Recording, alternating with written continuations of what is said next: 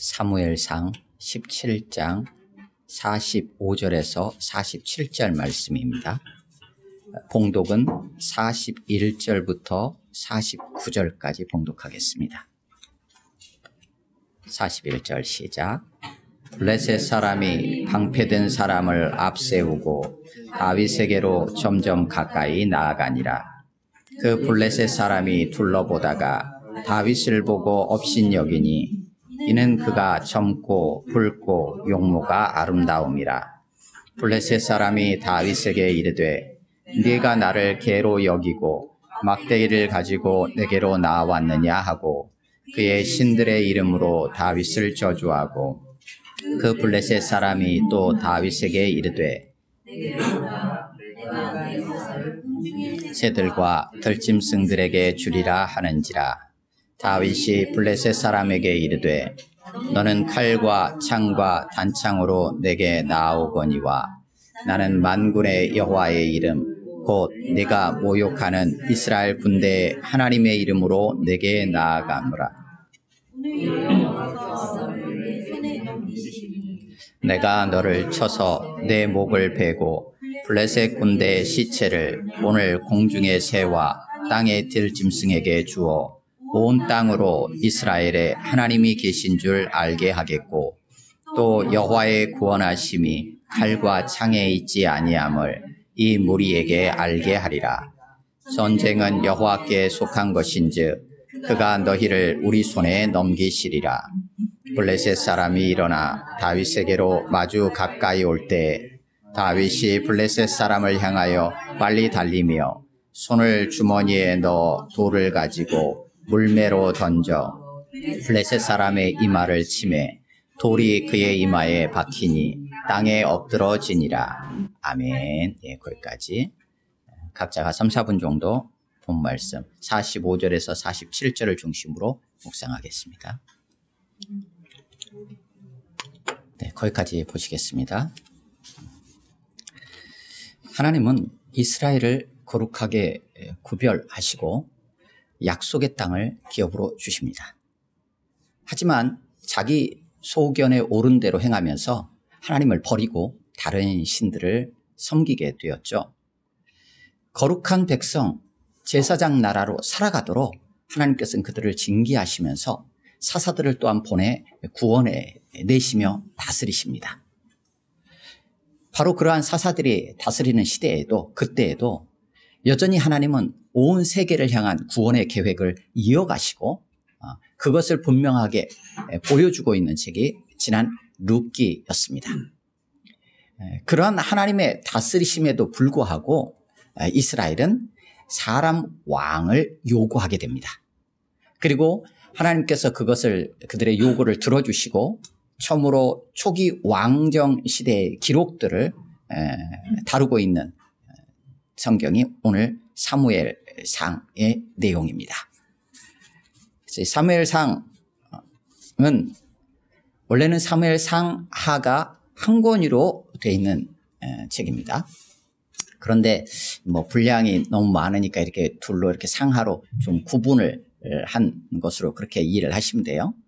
그래서 지금부터 한 3000여 년 전 후로 해서 기원전 1000년 전후로 해서 펼쳐졌던 이스라엘의 왕정 시대, 그 시대의 역사들을 중심으로 해서 하나님이 어떻게 구원의 역사를 이어가고 계신지를 기록하고 있는 책이 사무엘서입니다. 사무엘상하입니다. 그래서 사무엘서, 상하를 전체로 하나로 딱 묶어서 하나로 이해할 수 있어요. 그래서 사무엘상부터 하까지를 그냥 사무엘서라고 했을 때 사무엘서는 한나라는 이 여인을 통해서 이스라엘의 상태가 어떠한가를 보여주고 이스라엘의 소망이 무엇인가를 보여주면서 시작합니다. 그리고 다윗을 통해서 이스라엘에 대한 하나님의 징계 또 하나님의 용서하심을 기록하면서 사무엘서가 마무리됩니다.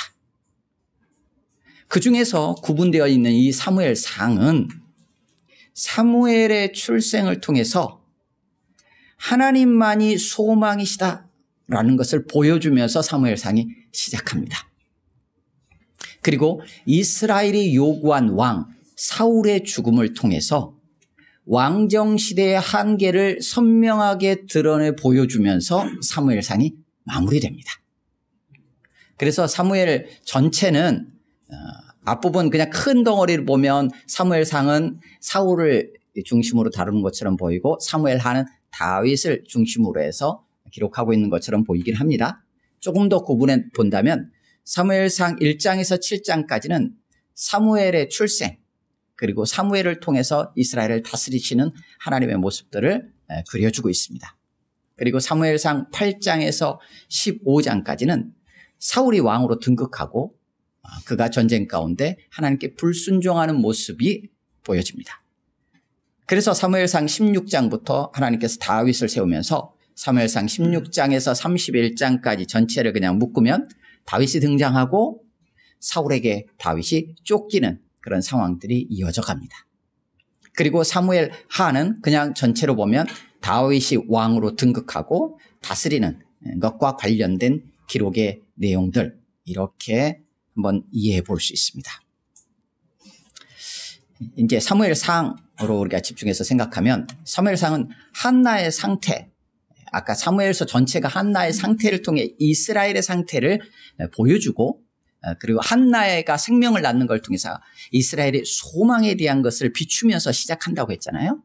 그래서 한나의 상태는 이스라엘의 상태를 보여주고 과연 이스라엘이 누구를 의지하고 바라봐야 하는가에 대해서 분명하게 제시해 주면서 사무엘서는 시작합니다. 사무엘을 보통 마지막 사사 이렇게 일반적으로 이해를 합니다.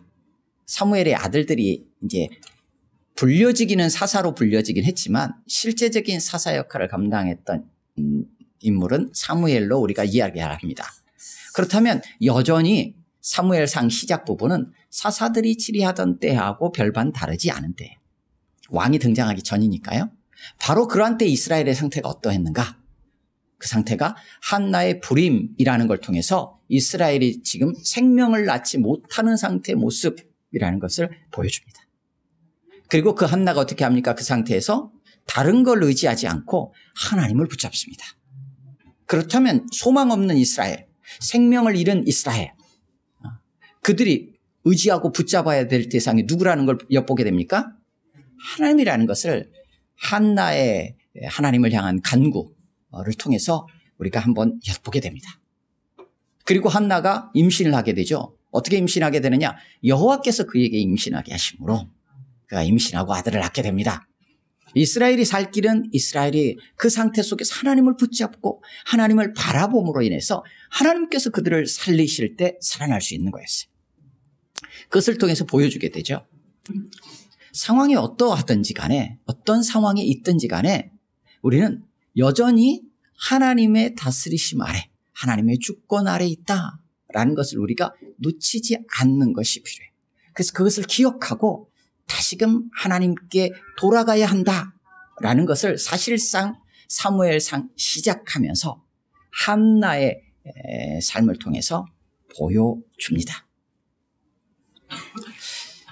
그럼에도 불구하고 이스라엘은 왕을 요구하죠. 그래서 이스라엘이 왕을 요구합니다. 그 왕을 요구해서 그들의 요구에 따라서 왕을 세웁니다. 인간왕이 세워졌지만 여전히 하나님이 다스리고 계시다라는 것에는 변함이 없어요. 그러니까 사사가 있든 없든 사사가 등장한 것은 처음부터 사사를 통해서 다스리시겠다라는 게 아니었어요.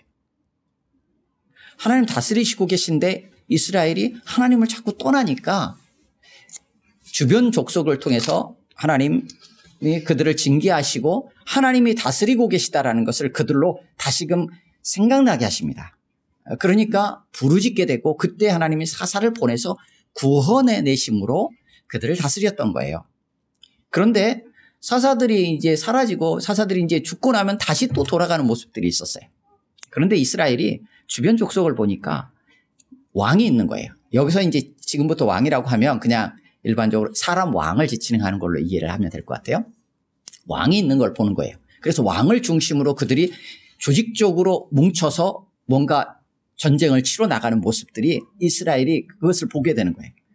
그래서 왕을 요구해요. 그리고 사사기 뒤에서 보았지만 이스라엘 지파 안에도 지파 간의 갈등들이 굉장히 심해졌어요. 그러니까 구심점이 필요했던 것처럼 보이기도 해요.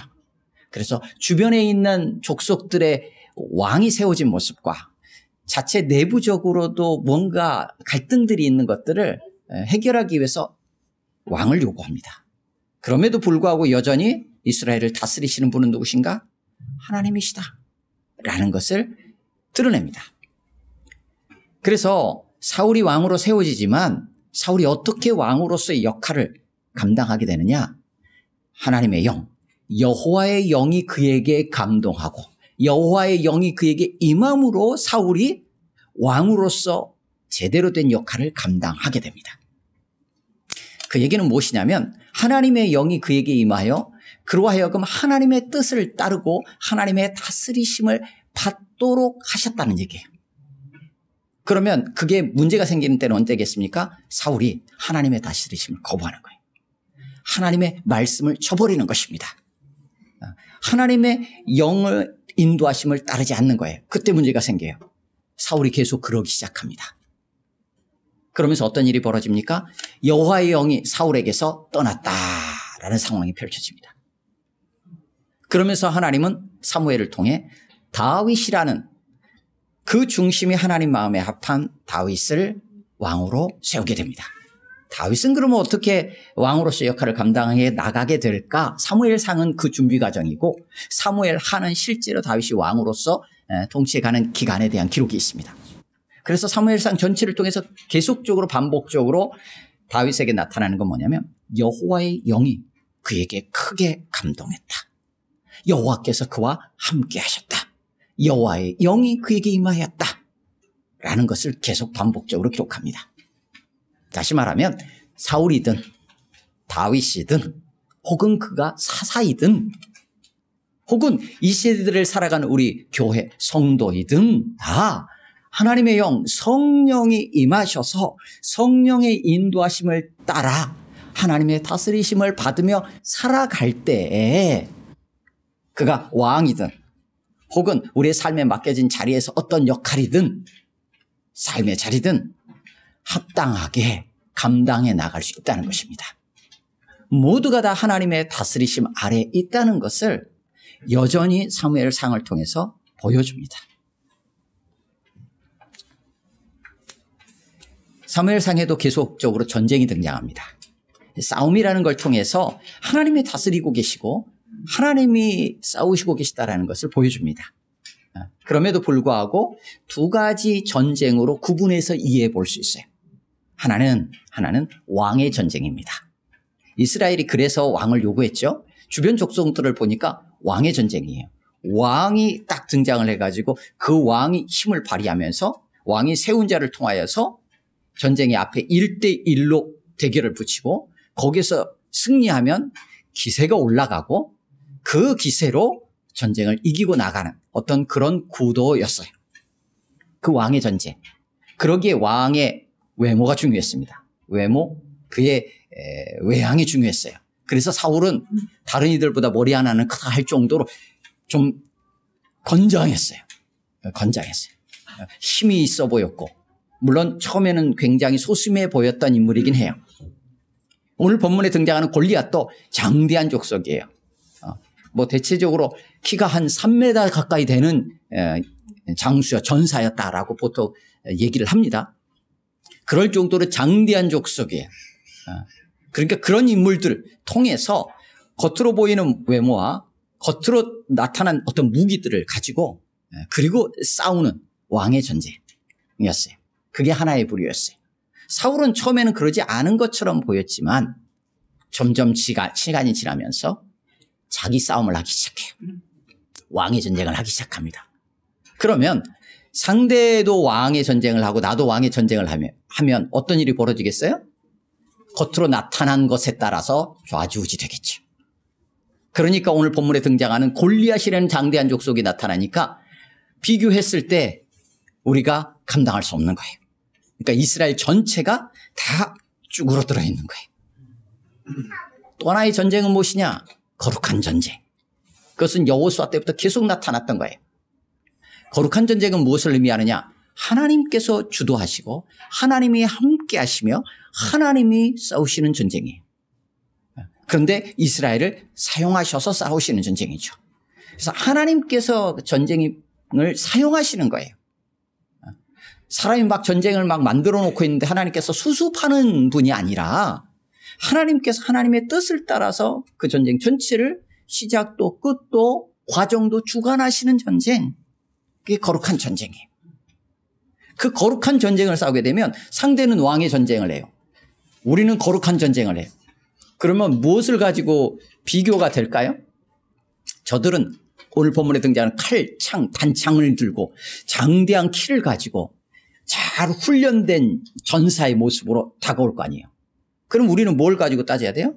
그걸 가지고 따지면 비교가 될까요?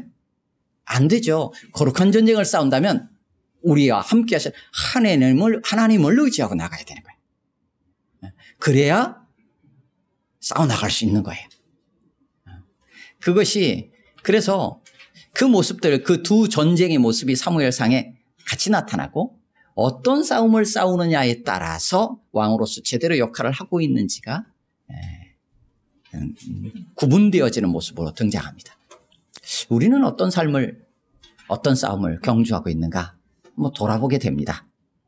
상황을 보고 자신이 가진 것들과 타인이 가진 것들을 비교하면서 낙심하거나 혹은 교만하면서 하나님 없이 치열한가 한번 질문을 던지게 됩니다. 아니면 하나님의 선하신 인도하심과 다스리심을 신뢰하면서 성령님의 인도하심을 따라 담대하면서도 겸손하게 나아가고 있는가? 질문을 던지게 되죠. 오늘 본문 앞에 39절부터 이제 내용은 이거는 하나의 이야기처럼 우리 아이 때부터 많이 듣는 이야기죠. 다윗과 골리앗. 세상에서도 이런 비교 안 되는, 겉으로 볼 때 비교 안 되는 어떤 싸움을 다윗과 골리앗에 비유하면서 많이 언급하는 내용입니다. 그 중에 이제 39절부터 보면 사울이 이제 다윗이 나가겠다고 하니까 그에게 자기의 갑옷을 주죠. 그러니까 39절에 다윗이 그것이 익숙하지 않으니까 몇 걸음 걸어보고는 저에게 익숙하지 않습니다 하고 그냥 벗습니다. 이런 장면이 등장해요. 다윗은 익숙하지 않은 것을 입지 않습니다. 않아요? 이거는 단지 새로운 것을 취하지 않는다 이런 의미는 아니에요. 그러니까 우리의 삶에 있어서 어떨 때는 익숙한 것을 따라 행하기도 해요. 근데 어떨 때는 익숙하지 않은데 새로운 것을 해야 될 수도 있어요. 이걸 우리는 일반적으로 도전이라는 말을 쓰기도 합니다. 그런데 익숙한 것을 취하든 새로운 것을 하든 이것을 우리는 다른 관점에서 보는 게 필요해요. 그것은 무엇이냐? 새로운 도전이라는 측면이 아니고 세상에서는 그렇게 이야기하지만 우리는 그게 아니에요. 익숙한 것, 내가 잘하는 것을 해라 라고 말하지만 그게 아니고 무엇을 따라하느냐? 다윗은 지금 어떤 상태냐? 여호와의 영이 크게 감동되어진 상태. 한마디로 표현하면 성령이 충만하여 성령의 인도하심을 따라 행하는 거예요. 그때 성령님은 우리의 익숙함을 사용하실 수도 있고 혹은 성령님은 우리에게 새로운 길로 가게 하실 수도 있어요. 잘하는 것을 하거나 새로운 것에 도전한다라는 관점이 아니라 내가 누구의 인도를 받고 있는가라는 질문을 늘 묻는 게 필요한 거예요. 그래서 어떨 때는 또 똑같은 것을 해야 돼? 저게 더 좋아 보이는데 해도 하던 것을 해야 될 수 있어요. 어떨 때는 늘 똑같은 거 매일 똑같은데 좀 새로운 거 하고 싶어 라는 마음이 들더라도 기존에 있던 것을 해야 될 수 있고 새로운 것을 하는 게 어렵지만 성령님께서 내가 너에게 보여주는 땅으로 가라 아브라함에게 말씀하실 때 아브라함이 순종하고 나아갔던 것처럼 그 길을 가야 될 수도 있어요. 이것은 나의 새로운 도전이거나 내가 익숙한 것을 잘하는 것을 그냥 익숙하게 하거나 하는 관점이 아니라 하나님의 영, 성령의 인도하심을 따라가느냐의 문제인 거예요. 우리의 삶을, 우리의 행보를 그런 관점과 시각으로 바라보는 것이 필요합니다. 늘 거기에 조율을 해가야 돼. 그러지 않으면 자칫 결과적으로 봤을 때 나는 새로운 도전에 나는 성공했어. 내가 참 용기 있는 자지. 라는 자기의 이름이 드러나는 우를 범할 수 있어요. 그것이 반복되다 보면 어느새 하나님이 사라져 있어요. 그리고 결국엔 자기의 힘을 의지하게 되고 자신의 의지를 붙잡게 되고 자신의 감정만을 다스리려고 하는 상황에 빠질 수 있어요. 그것은 하나님을 믿지 않는 자들, 세상 사람도 다 하는 거예요.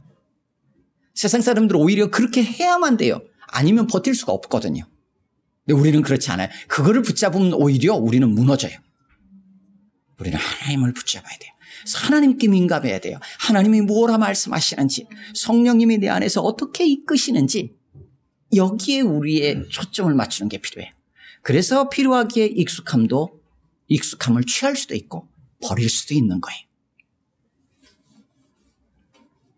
그래서 다윗은 오늘 이 본문에서 익숙함을 취하게 돼요.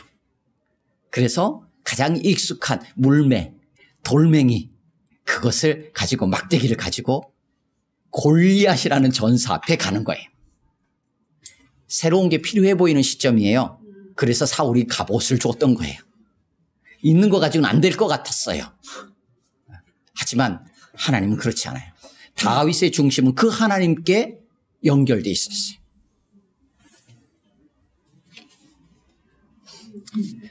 오늘 본문에 등장하는 골리앗과 다윗의 관점 차이가 그런 측면에서 분명하게 드러납니다. 골리앗은 보이는 것으로 다윗을 업신여깁니다.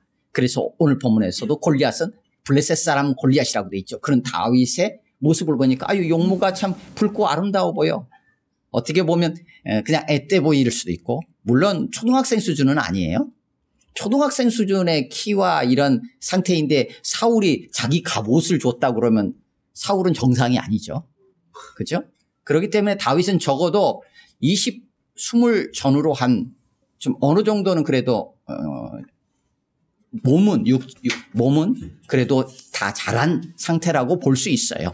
그래도 맞지 않지만 그런 정도의 다윗일 수 있어요. 그럼에도 불구하고 아직 딱 보면 애띄어 보이기도 해요. 그냥 집에서 조용히 있을 법한 모습일 수 있어요. 그러니까 골리앗이 그를 업신여깁니다.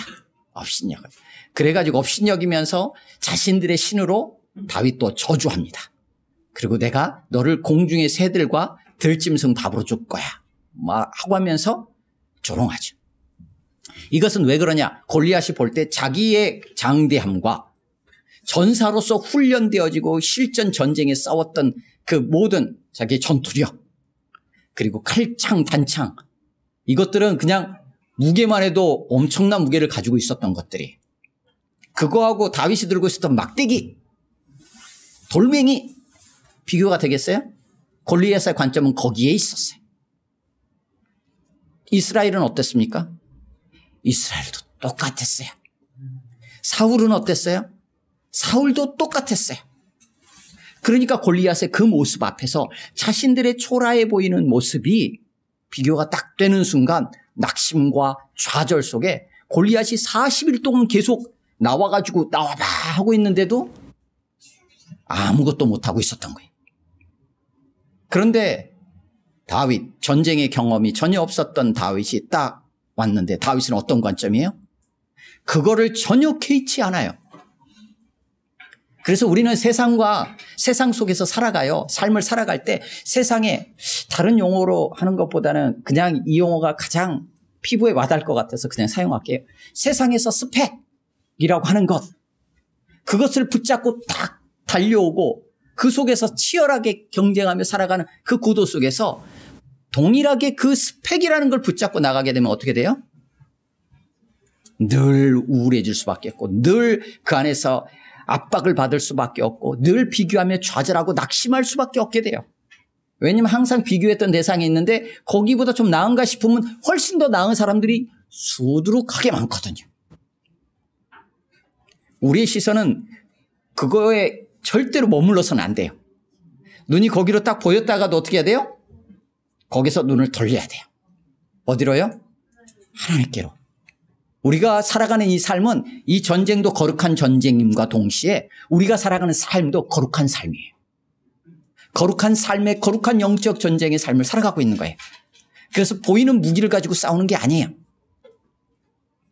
그러기에 다윗은 이렇게 담대하게 선언하면서 자신의 신앙이자 믿음의 고백을 확신 있게 선포합니다. 45절 같이 읽습니다. 시작. 다윗이 블레셋 사람에게 이르되 너는 칼과 창과 단창으로 내게 나오거니와 나는 만군의 여호와의 이름 곧 네가 모욕하는 이스라엘 군대 하나님의 이름으로 내 나아가노라. 아멘. 만군의 여호와의 이름으로 나간다는 거예요. 하나님의 이름으로 네 앞에 간다는 거예요. 여기서 이제 좀 오해의 소지가 있을 수 있어요. 어떤 오해의 소지가 있느냐? 지금 다윗이 이렇게 말을 해요. 너는 칼과 창과 단창으로 내게 나온다. 그러니까 무기잖아요. 그게 무기는 하나의 골리앗의 전쟁을 위한 수단이에요. 그걸로 나오지만 나는 하나님의 이름으로 나간다니까 하나님의 이름이 뭐가 되는 것처럼 생각할 수 있어요?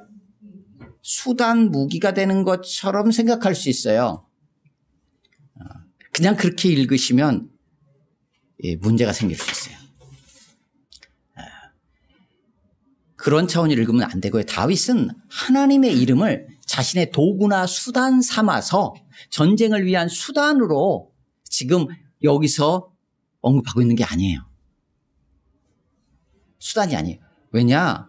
오히려 다윗 자신이 하나님의 수단이요 하나님의 통로라는 분명한 신앙의 고백, 그러한 중심을 가지고 지금 이 고백을 하고 있는 거예요. 그래서 왜 그것을 어떻게 알 수 있느냐? 46절에 등장하고 47절에 등장하는 다윗이 밝히고 있는 이 싸움의 목적을 통해서 확인하게 돼요. 45절, 46절 이렇게 되어 있습니다. 46절 같이 읽습니다. 시작. 오늘 여호와께서 너를 내 손에 넘기시리니 내가 너를 쳐서 네 목을 베고 블레셋 군대의 시체를 오늘 공중의 새와 땅의 들짐승에게 주어 온 땅으로 이스라엘에 하나님이 계신 줄 알게 하게. 아멘. 온 세계가 이스라엘에 하나님이 계시구나. 여호와 하나님의 이름을 알게 하기 위해서 지금 이 싸움을 싸우고 있다는 거예요. 그러니까 여호와의 이름이 수단이 아니라는 것을 확인하게 돼요. 여호와의 이름이 목적이죠. 하나님의 영광을 위해서 지금 이 싸움을 싸는 거예요. 그러면 45절에 밝히고 있는 여호와의 이름으로 내가 하나님의 이름으로 내가 나간다라고 하는 것은 하나님이 싸우신다라는 의미예요. 하나님을 내가 수단으로 해가지고 싸우겠다는 게 아니라 하나님이 싸우신다라는 것을 여호와의 이름으로 내게 나간다라고 선포하고 있는 거예요. 우리가 예수님의 이름으로 기도합니다 하죠. 그러면 우리는 내가 원하는 것을 예수님의 이름을 수단으로 해가지고 예수님의 이름으로 기도했으니까 이제 들어주셔야지 라는 걸로 우리가 생각할 수 있어요. 그렇게 생각하면 안 돼. 예수님의 이름이 우리의 기도를 이루는 기도의 응답의 수단이나 통로가 아니에요. 그러면 예수님의 이름을 그냥 뒤에 가서 그냥 덧붙이는 거죠. 우리가 무언가를 할 때 예수님의 이름으로 한다. 나사렛 예수 그리스도의 이름으로 명하노니 내게 은과 금은 없지만 일어나 걸으라 라고 베드로가 선포할 때 그때 예수님의 이름이 수단이었을까요? 아니요. 베드로가 할 수 있는 게 없는 거예요. 그러니까 주님이 하십니다 라는 의미예요. 하나님이 하십니다 라는 고백이 예수님의 이름으로 하나님의 이름으로라는 이 고백이에요. 우리의 삶도 마찬가지예요. 우리가 삶을 살아가요. 주님의 이름으로 서로 사랑하고 또 주님의 이름으로 함께 우리에게 맞닥뜨린 상황들 속에서 걸어 나가요. 그때 내가 이러니까 주님 좀 이럴 땐 이런 능력도 주시고 이럴 땐 이런 길도 좀 뚫어 주셔가지고 내가 좀 가게 해 주십시오 라는 정도의 생각을 하고 있으면 안 되는 거죠. 주님이 하십니다. 하나님이 하십니다. 저를 사용하십시오.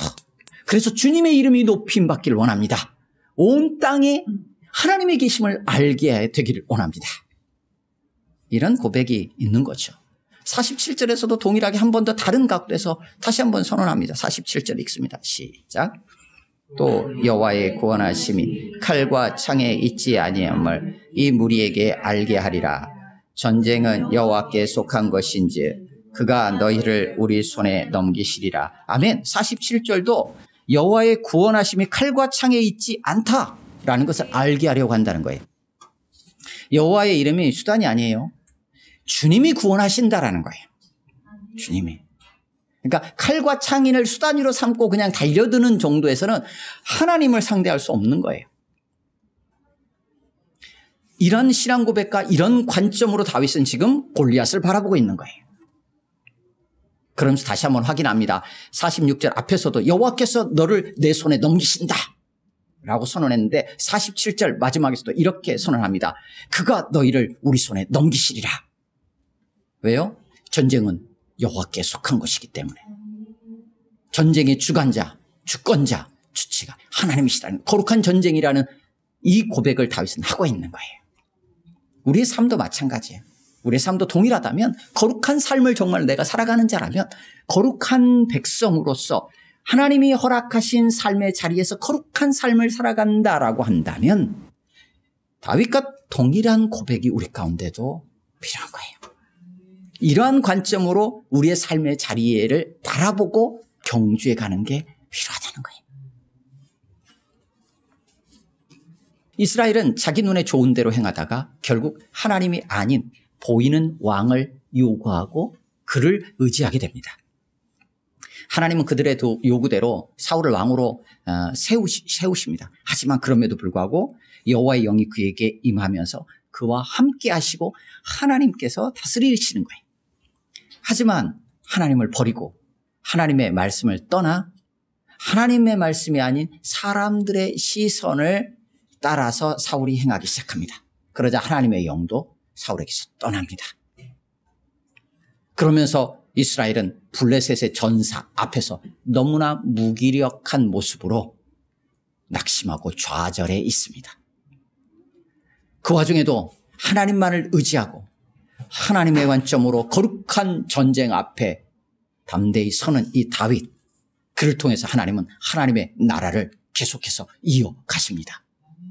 다윗은 중무장한 블레셋의 전사를 향해서 하나님의 이름으로 돌진해 나갑니다. 온 땅으로 이스라엘의 하나님의 계심과 여호와의 구원하심이 칼과 창에 있지 않음을 선포하며 그것을 위해서 기꺼이 돌진해 나가죠. 전쟁이 하나님의 주권 아래 있다라는 이 선포와 함께 담대하게 나아갑니다. 우리는 어떤가? 주님 다시 오실 때까지 우리 앞에 놓인 삶이 있습니다. 하나님이 허락하신 삶의 자리가 있습니다. 어떻게 경주해 가야 할까요? 삶의 자리가 어떠하든 상황이 어떠하든 우리는 하나님의 나라를 살아가고 있는 거룩한 하나님의 백성입니다. 그러기에 우리에게 허락되어진 삶 또한 거룩한 삶입니다. 하나님은 우리를 그냥 혼자 두지 않고 우리에게 성령을 보내셔서 우리 안에 함께 하시며 우리를 인도하게 오늘도 인도하고 계십니다. 그러기에 맞닥뜨리는 수많은 삶들이 있지만 그러한 삶들을 통해서 무엇보다도 우리가 주님을 드러내고 그리스도에게까지 자라가도록 성령님은 끊임없이 우리의 삶을 사용하시고 우리를 인도해 가십니다. 그것이 우리에게 가장 큰 복이고 사실 풍성한 생명을 누리는 길이기도 하기 때문입니다. 하나님이 그리스도 예수 안에서 이미 우리 가운데 이루신 하나님의 나라를 살아가도록 주님 다시 오실 때까지 오늘도 우리 안에 함께 하시는 성령님의 인도를 받으며 그 인도하심을 따라서 거룩한 삶을 살아가는 하나님의 거룩한 백성들이시기를 주님의 이름으로 축원합니다. 아멘. 함께 기도합니다. 오늘 말씀을 기억하면서 기도하시고 여러분의 삶의 자리를 돌아보면서 기도하시고 혹여나 여러분 앞에 놓인 골리앗이 있다면 어떤 관점으로 내가 지금까지 봐왔는지를 다시 한번 되짚어보면서 우리 시선들을 다시 조율할 수 있도록 성령 하나님 도와달라고 맞닥뜨린 삶을 성령 하나님의 인도하심을 잘 민감하게 따라갈 수 있도록 붙잡아달라고 기도했으면 좋겠습니다. 이 시간 합심으로 1, 2분 정도 같이 기도합니다.